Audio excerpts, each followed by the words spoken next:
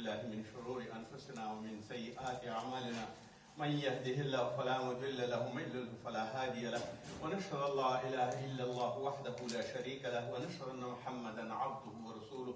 قال الله تعالى في القرآن المجيد: بسم الله الرحمن الرحيم. فمن يريد الله أن يهديه يشرح صدره للإسلام ومن يريد أن يضله يجعل صدره ضيقا حرجا كأنما يصعد في السماء كذلك يجعل الله الرجس على الذين لا يؤمنون. سورة أنعام أتم سپارة أو يوصل بيندويشتم آيات.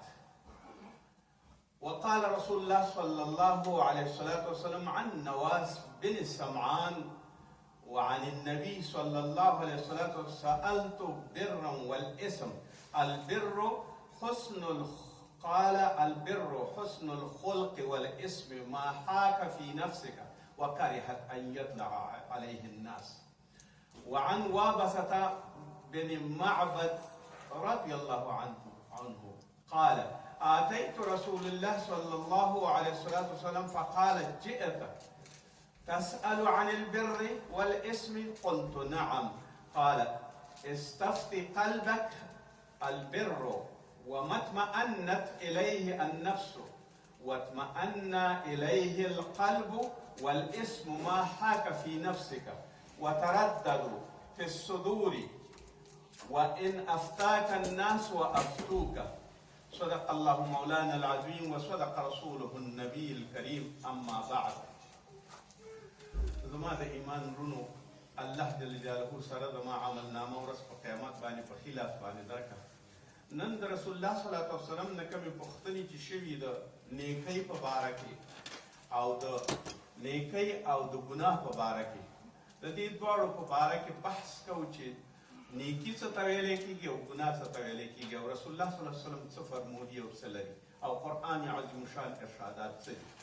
الله جل جلاله په قرآن عظیم شان کې چې کوم آیات ما ولوستو فرمایي: فمن يريد الله ان يهديه، چاته چې الله اراده وکړي چې هدایت ورته وکړي، یشرح صدره للاسلام، اسلام د پاره سینه شرح کوي. صدر هغه ځای دی چې په هغې کې زړه دی، په هغې کې سږي دي، په هغې کې هغه دي. دغه صدر په خپله باندې یو کور دی د پاره د دغه ټولو شیانو چې دننه پکې دي، وریدونه او شریانونه هم پکې دي، دې کې دغه ټول د زړه حصې هم پکې دي، نور هغه څه سامانونه هم پکې دي، سره غاړه او وچه غاړه هم پکې ده. دا صدر په خپله باندې یو کور دی د دغه شیانو لپاره، او دغه بادشاه چې دننه په دې صدر کې ناست دی او د په خپله باندې د صدر او مشر دی، نو هغه زړه دی. او الله جل جلاله ځکه وایي چې فرمایي چې چاته الله وغواړي د هغې سینه شرحه کوي. سینه معنا دا ده چې ټول بدن شرحه کېږي، ورسره زړه هم ورسره شرح للاسلام، دپاره د اسلام. اسلام دلته د دې دپاره استعمال شوی چې الله ته تسلیم شه او ولې پېژنده. د نیکۍ کارونه به مو پېژني، هغه کارونه به وپېژني چې بد کار هم دي، او هغه اخلاق به مو پېژني چې سړی وکړي، او هغه معاملات به مو پېژني چې د الله جل جلاله دپاره اجرا کېږي، او هغه نیکۍ به مو پېژني چې د خپلو خپلوانو سره یې کې، د نورو خلکو سره یې کې، او د هر چا سره یې کې، او په خپل ځای او په مناسب ځای کې به د الله تعالی سینه به دې شرحه کړي او برابر به روانې دپاره د اسلام. نو الله ته به تسلیم ټول اطاعت به د هغه کې، اطاعت به هم د هغه کې چې شی چې هغه حلال کړی حلال به وي، او چې شی چې هغه حرام کړی هغه به حرام وي. ومن یرید ان یضله، او هغه چاله چې وغواړي چې هغه ګمراه کړي او د سمې لارې نه یې بچ کړي، یجعل صدره ضیقا، د هغې به سینه داسې به یې تنګه کړي، دا سینه، او داسې به یې ورباندې ضیقه کړي، او داسې به یې ورباندې موټې کړي، او ورباندې به یې داسې منقبضه کړي، حرجا کانما یصعد فی السماء. دومره یو تکلیف به یې په دې سینه باندې راشي چې کله انسان فکر کوي چې یا الله زه اسمان ته اوس جګ شم او که په ځمکه باندې ننوځم، دومره اندازې پورې انسان لیونی شي او تنګ شي. نو سینه چې کله تنګه شي او غلطه شي او الله جل جلاله پکې د هغه څه واچي چې هغه د هغه د لارې نه وي، نو دلته اوس انسان الله جل جلاله کانما یصعد فی السماء، کله چې د ده سینه تنګه شي نو دی وایي چې آی کاشکې چې اسمان ته جګ شوی وی خو چې د دې تکلیف نه خلاص شوی که ګناه نه وي او شرحه شي نو هېڅ تنګي په سینه کې نشته بلکې ورځ په ورځ باندې پراخېږي ورځ په ورځ باندې لویږي د دې سینې ته معنوي او طاقت الله جل جلاله ورکړی دی کله چې انسان بر او نیکي کوي احسان کوي ښه کارونه کوي دا سینه په خپله پراخېږي انسان ورسره خوشحاله وي روحا او جسدا انسان خوشحاله وي هر رګ رګ یې خوشحاله وي هر معامله یې خوشحاله وي هر کار یې خوشحالی باندې کېږي او که دا نه وي نو دومره یې زړه تنګ شي چې فکر کوي چې زه اسمان ته جګ شوی وی چې دا سینه مې دومره تنګه شوه او تنګي وکړه او خفه شوه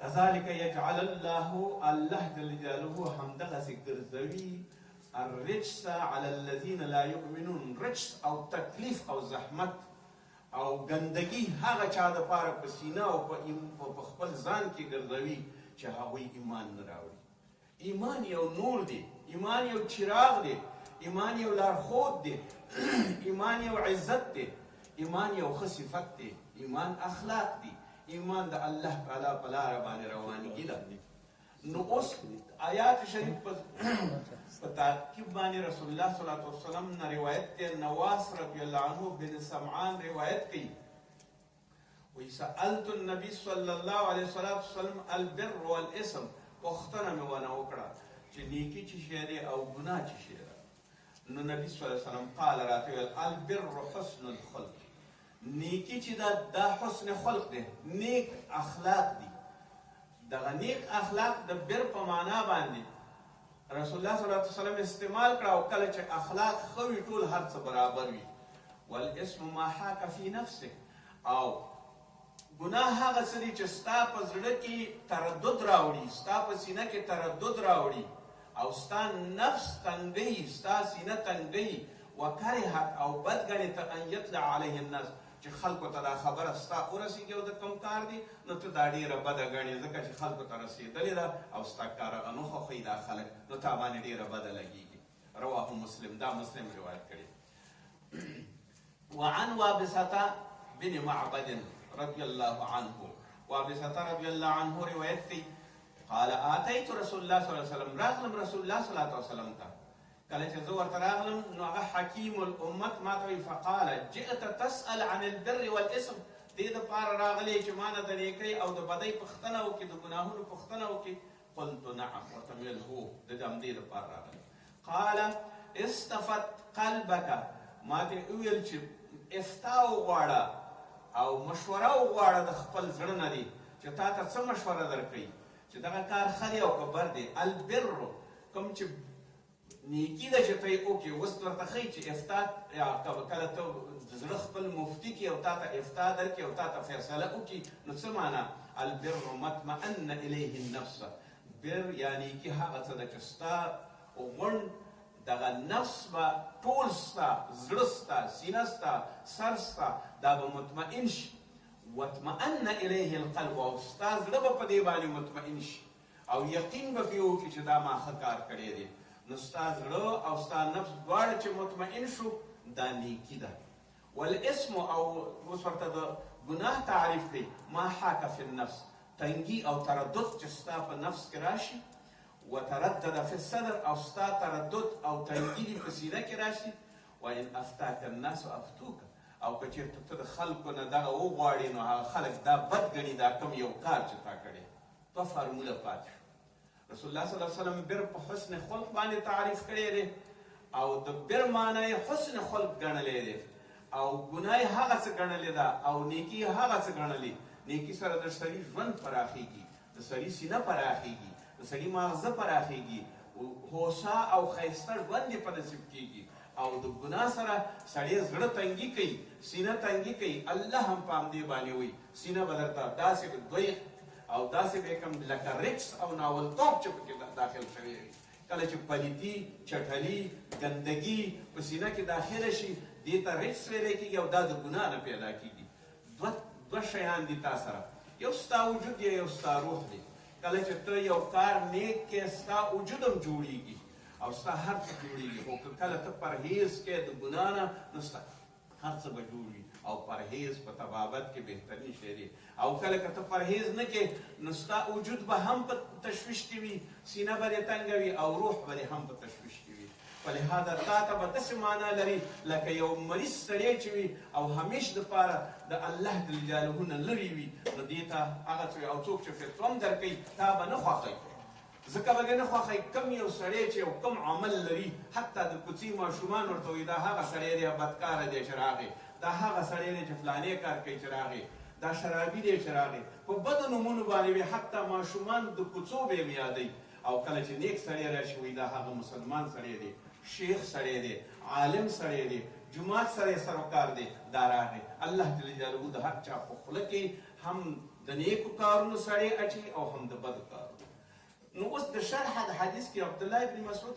رضی الله عنه فرمایي چې تا ته یو څوک فتوا درکوي څنګه یې درکوي درته ابن مسعود رضی الله ما رآه المسلمون حسنا فهو عند الله حسنا څوک چې یو کار نیک کوي یو مؤمنان نیک کار کوي د الله په نظر حسن او نیک وي او کله چې انسانان یو شی ګوري خلق یو شی ګوري سیئا بدی ګوري فهو عند الله سیئ هغه د الله په نظر باندې سیئه او بدی وي دا هغه حدیثونه فرمایي چې دا په تفسیر د بر والاسم کې دی بر والاسم نیکی او ګناه کې دی او ځینې علما دا وایي چې دا په حلال او په حرامو کې دی عین یو شی دی که بر یا نیکي وکړي نو الله جل جلاله درته ټول رحمتونه درکوي او که چېرته ګناه وکړي او حرام وخوري الله جل جلاله دې د خپلې لارې نه جدا کوي سینه دې تنګوي خرابوي حدیث د نواس رضی الله عنه چې اول حدیث هغه په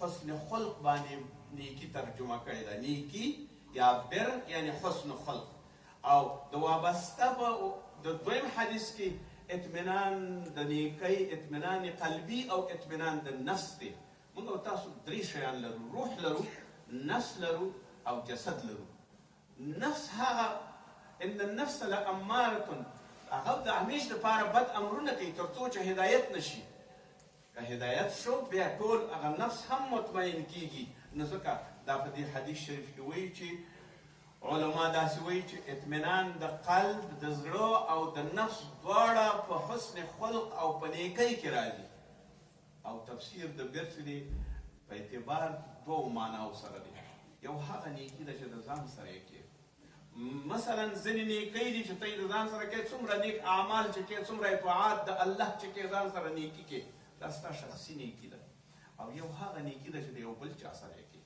دغه د بل چا سره نیکي بیا هم په دوو قسمتو باندې تقسیم کړې ده مکلف چې مور و پلار سره نیکي وکړي واعبدوا الله ولا تشركوا به شيئا وبالوالدين احسانا مور و پلار سره به احسان کوي مور و پلار سره احسان کول دا ستا واجب دي دا ستا فرض دي او ته پرې نیولی کېږي مور او پلار دواړه د جنت دروازې دي د دوزخ دروازې دي خوښه دي دروازې ځان ته د جنت دواړه بیرتکې او کلاوې او که ځان پسې بندې یو صحابي جړا کوله چا ورته ویل ولې ژاړي وایي بېګا مې مور مړه شوې ده نو وایي چې مور مړه شوې دعا ورته وکړه وایي نه مور مې د خدای وبخښي هغې به خپل اعمال مې خو ما باندې د جنت یوه دروازه وتړل شوله او صرف پلار مې ژوندی دی نو د مور او پلار د جنت دوه دروازې دي څومره چې کوشش کې دواړه دروازې ځان ته جوړې کړه یو بل سړی راغی رسول الله صلی الله علیه وسلم ته وایي پلار مې راته وایي چې ښځه طلاقه ده وایي هغې رسول الله صلی الله علیه وسلم ورته ویل پلار دې چې درته وایي چې ښځه طلاقه که طلاقه یې کړه وایي یا رسول الله صلی الله علیه وسلم بچي مې دي او دا مې دي او هغه ورته یې ویل په دې پوه شه چې پلار یوه دروازه د جنت ته خوښه دې دغه دروازه ځان ته جوړې د شاهانو غوندې او که نه دغه دروازه زړې او غورځې نو اوس د مور او د پلار دپاره نیکي کول دا بالوالدین دا واجب دي دا فرض دي ضرور به ورسره نیکي کې و بالوالدین احسانا دا هغه نیکي ده چې واجب ده او یو عامه نیکي ده عامه نیکي بر د والدینو سره او بر د عامو خلکو سره احسان کول دي فقیر سره احسان کول یتیم سره احسان کول خپل ملګري سره احسان کول په هر لحاظ د درس په لحاظ وي د پیسو په لحاظ وي د کور د اوسېدو په لحاظ وي د موټر کې د وړو په لحاظ وي د هرې نیکۍ د نیکۍ دروازې ډېرې زیاتې خلاصې دي او ډېر لوی بابونه او دروازې لري که موږ او تاسو فکر وکړو نو هر ځای کې موږ سره نیکي ده خو که وتوانېږو او دا زړه هم داسې وي د یو مؤمن زړه وي او شرحه کړې وي الله جل جلاله موږ هر قدم باندې نیکي کولی شو. موږ جومات ته راځو، هر قدم اخلو نیکۍ دپاره اخلو. دا ټول هغه بر او نیکي ده چې الله جل جلاله کوي. او ابن عمر رضی الله عنه فرمایي، هغه وایي دا نیکي ډېره اسانه ده. البر شیء هین، دا نیکي ډېر اسان شی دی. معنی یې څه ده؟ وجه طریق و کلام لین. یو ورور در سره مخې ته راغی، ورته د مخ پراخه که، په تبسم باندې شه، ورته په خوشحالۍ باندې شه، او وکلام لین، او نرمه خبره ورته وکړه. زړه یې مه خفه کوه، شخه او بده خبره ورته مه کوه. بیرته نیکي ده. څومره اسانه کار دی، دا خو کولی شو. او کله چې تقوا نږدې کېږي، الله جل جلاله څه وایي درته؟ یوازې خدا شوه چې دا خو خپله شخصي تقوا دی ده. وتعاونوا على البر والتقوى. الله جل جلاله فرمایي تعاون کوي په بر، امر دی چې تعاون کوي په بر او په تقوا کې. اوس دلته دوه شیان دي. تعاون څه شي ته ویلی کېږي؟ چې خپله وسه دې کېږي. دا معنا نه ده چې ته به خامخا تعاون کې چې هغې سره تبر ووهي او یا توره ورسره ووهي. نه، تعاون مختلف شکلونه لري. خو تا کې دا استعداد موجود وي او دا نهاد در کې موجود وي او تا کې دا وړتیا موجوده وي او دا ابیلیټي در کې موجوده وي چې ته باید د تعاون او د دې وړ اوسېږي. چې تعاون باید څنګه وکړي؟ باید تعاون داسې وکړي چې بر و تقوا، نیکي وکړه. والتقوا او تقوا کې نیکي وکړه. اوس د تقوا خبره او د بر خبره تقوا ته هم راغله. تقوا هغې ته ویلی کېږي چې تا نه ظاهرا څرګندېږي، او تقوا هغه شی دی چې دننه صفت دی په یو انسان کې، چې انسان برابري هغه د الله نه ویره ده. اوس چې الله نه ویرېږي او په هر ځای کې او په هر فکر کې وي، الله جل جلاله به دې هغه ټول معاملات به دې د حق دپاره استعمالوي. او تقوا معامله ده د حق سره، د طاعاتو سره، ټوله د عباداتو سره، د الله سره چې څنګه ودرېږي. خشوع، خضوع، تقوا، درست برابر نرمي کول، دا هغه خارجي صفتونه دي چې ته باید پرې ملبس اوسېږي تر څو الله ته ودرېږي او الله تا باندې رحم وکړي. اوس د بر څخه ټول واجبات فعلونه او ټول هغه څه چې په تقوا کې دي هغه ټول مهم دي. بر ولې او تقوا ولې؟ کوم چې حلال او حرام دی هغې نه به کوم چې حلال دی هغې ته به ورځي طاعت به کوي، او کوم چې حرام دی هغې نه به اجتناب کوي او لرې کېږي به دې. خو د دې په مقابل کې بیا درته بیا هم الله جل جلاله تعاونوا على البر والتقوى دا یو امر، او بل دا دی ولا تعاونوا على البر والعدوان. هیڅ وخت به په ګناه کې چا سره نه شریکېږي او نه به ورسره مدد کوي. حرام شی خوري او حرام کوي او ته ورسره په حرامو کې شریکېږي. که یو سړی یو بد کار کوي او ته ورته ووایې چې دا ښه کار دی کویه، یو لوڅه ښځه سړی وګوري وایي دا ماډرن لباس لري، ته ورسره په خپله په ګناه کې شامل شو. چې څومره هغه وایي ته هم ورسره خوشحالي دې وکړه او په هغې کې شامل شو. که یو سړی ساز او سرود کوي او یو بل کوم فاحش کار کوي او ته په هغې باندې خوښي څرګنده کړي او زه ورته پرېږدي، دا معنا لري چې تا هم دغه کار وکړه، تعاون دې ورسره وکړو. یا یو سړي ته توره ورکې او سړی قتلوي، بالفعل دواړه فاعل د قتل یاست دی. ته هم فاعل د قتل یا هغه هم فاعل د قتل دی، ځکه تا توره او اسباب ورته برابر کړي او هغې اقدام کړی او فعل یې کړی دی.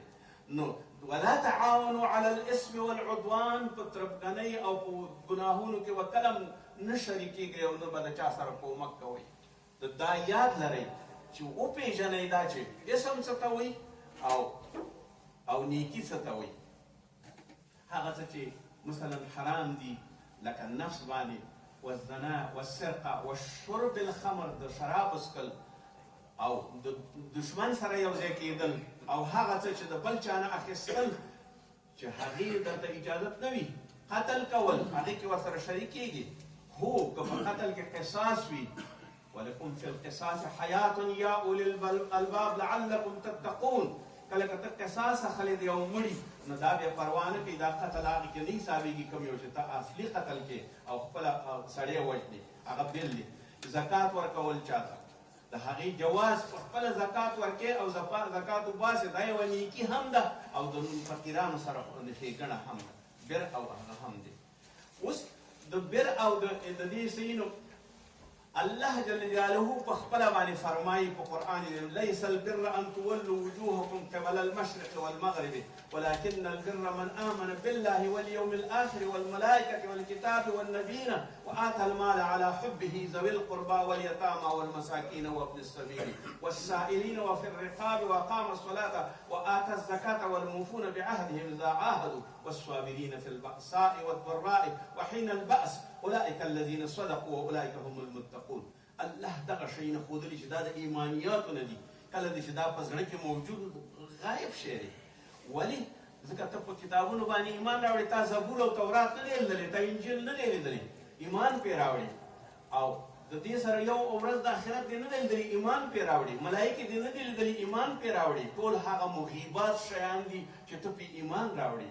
او بیا د خپلو خپلوانو سره، د یتیمانو سره، مسکینانو سره، سوالګرو سره، هغه څوک چې غلامان دي د هغوی په ازاده کولو کې، د حکومت کې، او بیا منځ کې، او بیا زکات ورکې په خپل مال کې، او بیا وفا کې په هغه عهدونو باندې چې تا د خدای سره هم کړي. الستو بربکم، اوله ورځ یې درته ویل ایا زه ستاسو رب نه یم؟ قالو بلا، ټولو ورته ویل هو زمونږ رب یې. اوس هغه وعده دې څه کړه؟ هغه چا سره چې وعده وکړي، د یو مملکت سره مراوده وکړي، ورسره صلح وکړي، معاهده ورسره وکړي، او د یو شخص سره یې وکړي، په یو انفرادي شکل باندې وي، په اجتماعي شکل وي، وفا در باندې ضرور ده. ولې؟ ځکه چې ته به بیا د صادقانو ځنې. الله جل جلاله منځ وکړه، زکات ورکړه، وفا په عهد وکړه، او صبر وکړه په هغه فی البأساء والضراء، په هغه تکلیفونو کې او زحمتونو کې، په جنگ کې صبر وکړه، په ضراء په ضرر کې صبر وکړه. الله تعالی رسول الله صلی الله علیه وسلم فرمایي النصر في الصبر وأن مع النصر الصبر وأن مع الفرج كرب. د نصر د صبر سره دی، او خلاصون د سختۍ او تکلیفونو سره دی. وأن مع العسر يسرا، او بېشکه چې د تنګۍ سره، د ځورېدو سره الله جل جلاله خوشحالي راوړي او خوشحالي ورکوي. نو اوس تا ته وایي چې والبأساء والضراء وحين البأس، وقت د تنګۍ او سختۍ کې او د جنګ په وخت کې خپل صبر وکړه. اولئک الذین صدقوا، دغه کسان دي چې صادقان دي، هم بر کوي، هم تقوا کوي، او هم د الله په لاره باندې برابر دي. والصابرین فی البأساء والضراء وحین البأس. فالبر معنا يدخل الجميع. اوس بر دا موږ چې کوم تقریر وکړو، دا معنا شوه چې دا بر او نیکي په ټولو طاعاتو کې راغله. د الله هر طاعات وړوکی وي که غټ وي، که فرض وي که واجب وي، که سنت وي که مستحب وي، که خپل خوش اخلاقي دي وي، که ټول په دریو مسایلو باندې باید بحث وشي. اول دا چې ستا خپله د الله جل جلاله سره عقیده ده، لا اله الا الله، الله یو دی بېشکه، د الله سره دی دا معامله ده. دا ستا د عقیدې سوال دی. دویم ستا د معاملاتو سوال دی. څومره چې تجارت دی، بزنس دی، سیاست دی، حکومت دی، حکومتداري ده، ټول په معاملاتو کې راځي. په دې ټولو کې به خدای غرض کې او خدای ته به ګوري. دریم اخلاق دي، ستا د نفس پورې اړه لري، خپل نفس باندې اصلاح کړي. لکه سیرت د نبي صلی الله علیه وسلم چې کوم یو دی، هماغسې سیرت به ځان ته غوره کړي. نو بیا به رښتیا هم یو مکمل او محترم مسلمان درنه جوړ شي. نو د دې لپاره چې ټول طاعات دې کړي وي او هر طاعات دپاره د لبیک ویلی وي، نو همدغه طاعات په خپل ځان باندې وکړه. ملایکې او کتابونه او رسولان دې نه دي لیدلي، ښه په زر د په ایمان راوړه، ځکه چې الله درته وایي کنه. او صبر کول بهترین شی دی په هر شي کې. پیغمبرانو ته دوه شیان راغلي، یو صبر، یو اطاعت. الله جل جلاله ورته د طاعت نه او عبادت نه مخکې صبر کړي.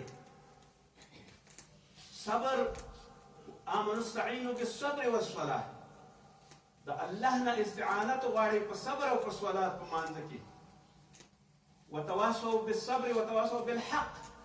اول دا دی چې صبر باید وشي. صبر ډېر سخت شی دی، انسان ډېر سخت کنټرول کوي، انسان باندې ډېر زیات فشار راولي، روحاً ډېر سخت، مګر خوشحالي ډېره زیاته ده. او د الله په نیز باندې بیا در سره الله مدد کوي، الله در سره په ټولو کارونو کې یوځای کېږي، الله دې بیا رهبري کوي، هغه در سره دی په همیش لپاره، تا هدایت کوي. فلهذا صبر بهترین شی دی چې صبر باید وشي او صبر باید وکړي. الله جل جلاله فرمایي دغه صبر کول، دغه شیان ټول د انسان په زړه کې یو نور پیدا کوي. او دا نور چې کله پیدا شو، د شپې په تیاره کې روانې نور وقمرا منیره، اسمان کې د سپوږمۍ سره نور دی او د لمر سره ضیا او وړانګې دي. اوس وګورو موږ چې نور چا سره دی، د شپې روان یې او سپوږمۍ شته دی، هر څه پېژني. او که سپوږمۍ نه وي او تروږمۍ وي او تیاره وي، هېڅ شی نه پېژني. نو اوس الله جل جلاله فرمایي افمن شرح الله صدره للاسلام فهو على نور من ربه. د چا سینه چې شرح کړي الله جل جلاله، هغه نور دی د الله د طرف نه ورته ورکول کېږي. الله دې موږ او تاسو ټول مسلمانان کړي. فویل للقاسیة قلوبهم. افسوس دی په هغه خلکو باندې چې د هغوی زړونه د تیږې په شان سخت شوي دي من ذکر الله، د الله د ذکر نه لرې دي. اولئک فی ضلال مبین. دا په هغه غټه ګمراهۍ کې دي او په ډېره ګمراهۍ کې دي. رسول الله صلی الله علیه وسلم سقاوت القلب وی وعظ واورئ، نصیحت واورئ. سقاوت قلب مه کېږئ، سنګدله کېږئ مه. مثال ورکړئ. سنګدلي څه معنا؟ یوه توره تیږه په دشته کې پرته ده، سبا او بېګا پې باران وریږي چې ورشي ورته هغه وچه کله کوي. زړه دغسې شی دی. او که چېرته زړه موم غوندې وي، هرې خاړې ته چې څه شی ترې جوړې هغه ترې ټول جوړېږي. نو اوس د دې ټولو شیانو نتیجه دا شوه چې نور دې په زړه کې پیدا شو. اتقوا فراست المؤمن انه ينظر بنور الايمان. د فراست د مؤمن نه، د عقل د مؤمن نه، د منطق د مؤمن نه وویرېږه، ځکه هغه هر څه بنور الله، هر څه په نور د الله ګوري. نور د الله جل جلاله ستا په سینه کې پروت دی. ټول شیان درته برابر دي. لکه یو عسکري تکتیک کې چې نقشه برابره کړي، میپ برابر کړي او د ټولې دنیا نقشه در سره وي. کوم ځای د تعارض دی، کوم ځای د دفاع دی، کوم ځای د اقدام دی، کوم ځای د اور دی، کوم ځای د اور بس دی، کوم ځای کې وشي جنګ، کوم ځای کې صلح وشي. دا ټوله نقشه درته جوړوي. چې کله درته نقشه جوړه شوه نو الله جل جلاله بیا درته برابرېږي. او هغې پورې ایمان نشئ راوړی چې تر څو د رسول الله صلی الله علیه وسلم فیصلې ونه منئ او د رسول الله صلی الله علیه وسلم محترم نه ونه ګڼئ په هر شي کې، نو ایمان نشئ راوړی. کله د سنتو نه تجاوز کې، کله د سنت نه مني. واورئ دا چې فاسألوا اهل الذکر ان کنتم لا تعلمون. که چېرته په دین کې یو شی نه وي موجود، علي رضی الله عنه پوښتنه کوي، وایي ما د رسول الله صلی الله علیه وسلم نه پوښتنه وکړه، یو شی په دین کې نه وي، امر نهي نه وي، زه څه وکړم؟ وایي شاوروا مع الفقهاء والعابدین ولا تمضوا برأي خاص. او هیڅ وخت خپلې رای خاصې نه کار مه اخله، د فقهاو سره پوښتنه وکړه، د عالمانو احترام وکړئ. رسول الله صلی الله علیه وسلم وایي زما د امت عالمان داسې دي لکه د بني اسرائیلو پیغمبران. د یو پیغمبر ولې اطاعت نه کوې؟ ولې ونه پوښتنه نه کوې چې په خپل سر باندې روان یې؟ نور تا ته همداسې نه راځي. د کښېنه واوره، لکه پیغمبر صاحب ته چې خلک ټول ناست او ټیټې سترګې به یې نیولې او احکام به یې اورېدل. العلماء ورثة الانبیاء. دا د انبیاو وارثان دي. او الله اوتو العلم درجات، علم باندې درجې ورکړي. تاسو ورنه پوښتنه وکړئ، لکه څنګه چې رسول الله صلی الله علیه وسلم دا نورونه او دا شیونه او دا آیاتونه خلکو ته ښودل او ورباندې هر څه کول، همدغسې تاسو هم کولی شئ.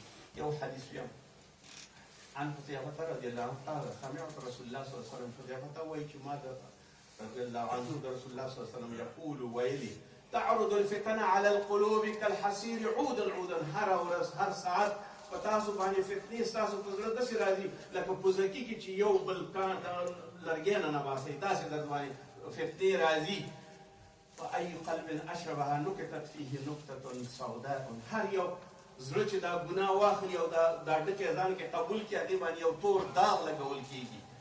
او من انکرها نکتت فيه نکتة بیضاء. هغه څوک چې نه یې مني نو د هغې په زړه کې یو سپین ټکی وشي، د ګناهګار تور ټکی او د نه ګناهګار سپین ټکی. حتی تصیرو علی قلبین، تر څو چې دا قلبونه په دوه حصو تقسیم شي. قلب علی ابید مثل الصفا، یو سپین زړه شي. فلا تضره فتنة ما دامت السماوات والارض. هېڅ فتنه ورته ضرر نشي رسولی دې سپین زړه ته تر څو پورې چې ځمکه او اسمان موجود وي. والآخر، او دا بل زړه چې دی چې دا ګناهونه اخلي هره ورځ، اسعد مرباد کالکوز المجخي. دا هغه کاڼی دی او هغه کوزه ده چې سرچپه شوې ده او ټول هر څه چې پکې دي هغه ټول دې توی شوي. لا يعرف معروفا، نه نیکي پېژني، ولا ينکر منکرا، او نه منکر پېژني چې دا منکر دی، خراب کار دی. الا ما اشرب منه، مگر هغه څه چې دی په خپله باندې د ده هوا او هوس څه وایي، د ده فرعونیت څه وایي، د ده جاهلیت څه وایي، هغه مني د ده زړه دومره تور شوی دی. متفق علیه. وصلی الله تعالی خیر خلقه. ربنا آتنا في الدنيا حسنة وفي الآخرة حسنة وقنا عذاب النار